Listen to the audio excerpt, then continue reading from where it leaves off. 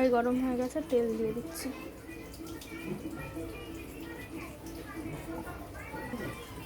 কড়াইয়ের চারিদিকে তেলটা ছড়িয়ে দিলাম।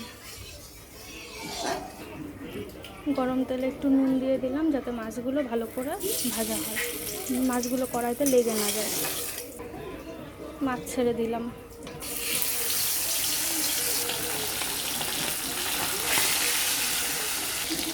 মাছগুলো উল্টে ভালো করে ভেজে নেব। মাছগুলো ভালো করে উল্টে দিলাম।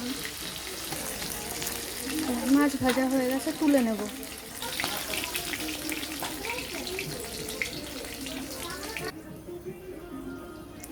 বাকি মাছগুলো ভেজে নেব।